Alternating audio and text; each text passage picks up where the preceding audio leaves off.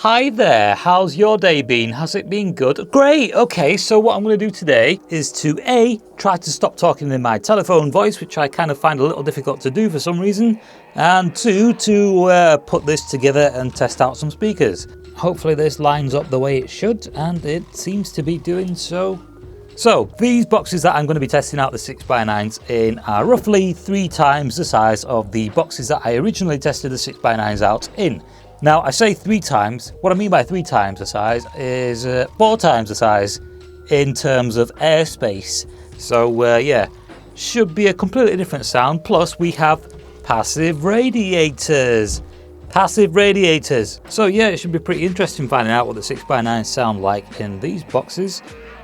These are more the sort of size that I would personally probably choose, although 6x9s are usually best in the back of the car, not inside of a box. Tiny bit of a gap in the carpet right there, just going to colour that in with a permanent marker. And what about the other one?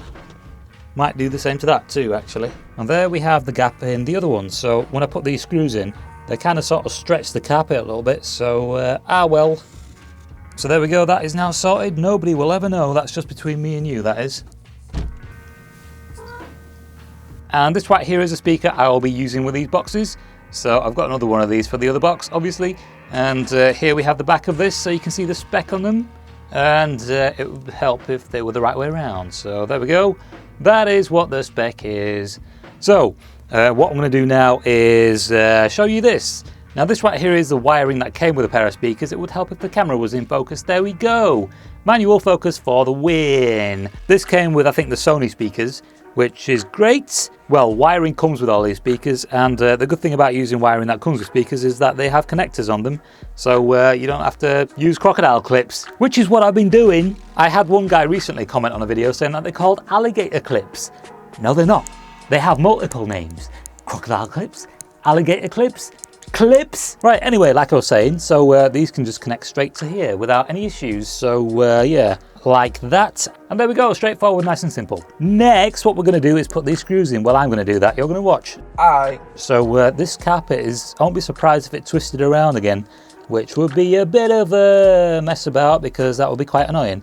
So now what I've got to do is find where these holes are, and I think I've found one of them.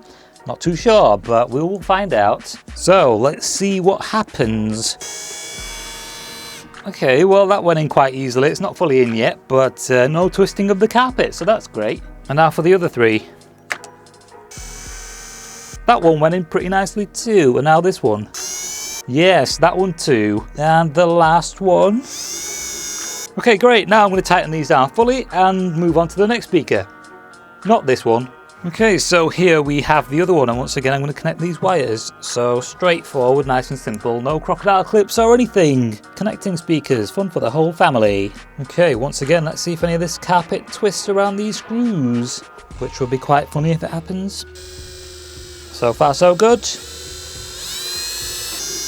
Okay, so it looks like it's not going to happen. Let's go to placing these speakers on top of the Adams. Okay, so here we are then, speaker underneath a speaker, and there we have the black marker pen. Not quite completely black, but it will do. I think it was a permanent marker. Permanent markers are never completely black or permanent, but anyway, here we have the speaker. So yeah, I think we should learn how to speak before we make videos. So we also have the back of the box right there as well. So yeah, this is actually not even the back of the box anymore, it's the side of the box. And over on this side, we have the same thing, only there's no, you know, obvious permanent marker mark right there. But we do have the side of the box, which is actually the back of the box. And we've got a permanent marker mark at the top, right there. Can you see that? Yes, you can. It's crazy looking. Anyway, let's see how these sound then, shall we? Okay. So here we have the setup that's going to be running the speakers, and what I'll do now is play a track, and we'll just give this a quick test and see if everything's okay. I'll just play this track, and that's weird. Anyway, what I'll do is I'll just tell you what this is. So this is an EQ right here. The signal's obviously passing through this to that. That is an amplifier. And yeah, I'm kind of wondering why it's not playing anything. So I'm basically playing audio from my computer and the output is correct. Oh, right, I see. So what I've got connected to this is the optical out from my computer. So what I'm going to do is select that in here somewhere. Main digital in.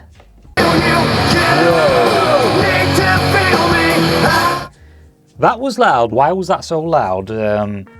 These are like barely even up. 1, 2. Right. Okay. Realtek digital output set at 100. Let's turn that down to about 25. And right. Okay. So that's the input right there. When that was set to 100. So it's not clipping, it's right at the limit, and that's good enough for me. Kind of surprised about the gain there. I thought I'd need more gain, which is good because what it was set on was about here, and that was from the last time I did some testing with some speakers. I think it was that previous guitar speaker that I blew. So yeah, I turned it down from that before starting this video, which is just lucky, I guess. So yeah, everything's working fine. What I'll do now is I'll set up some microphones, and you can sort of get a better idea what this sounds like.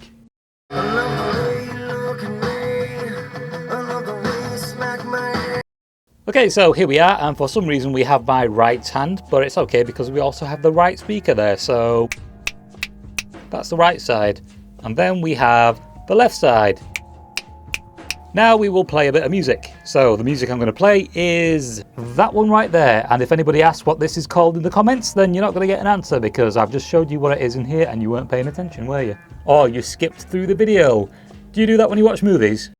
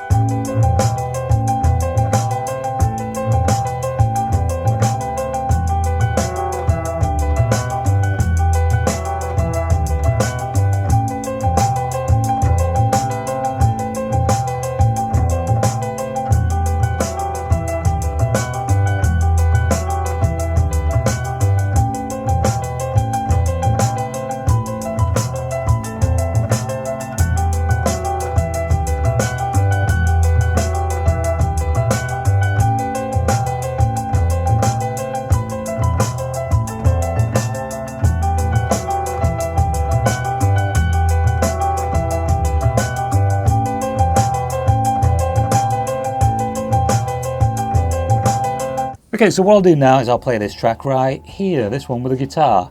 And at the time I didn't know how to play guitar, but I made this track with my acoustic guitar, so I'll show you the making of it, which is right there in the corner.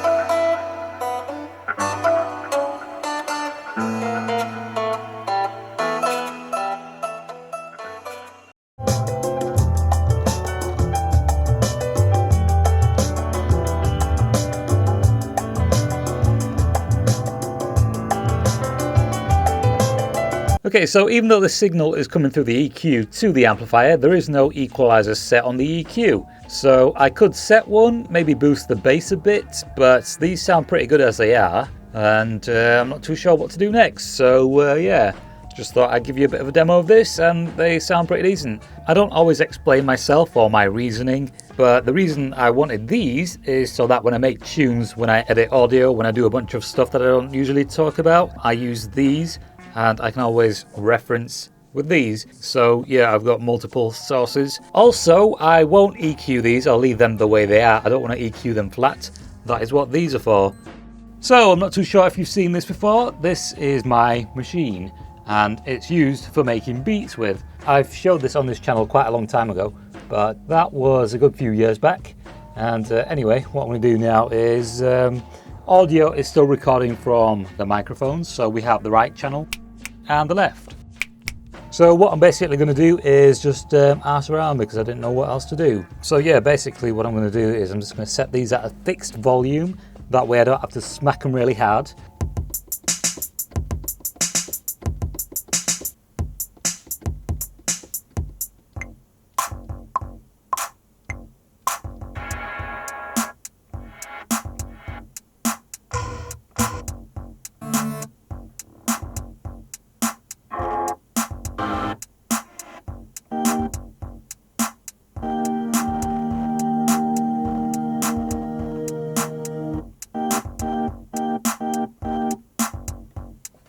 Okay, so it's kind of weird that I happen to hook this up to the computer and test it out with these speakers and stuff. Check this out.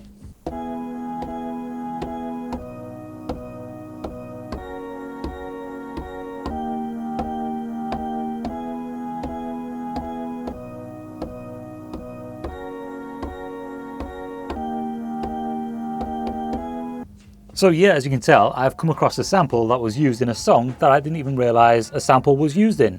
That was interesting. Bit of a sudden ending, I know, but I'll see you in the next one.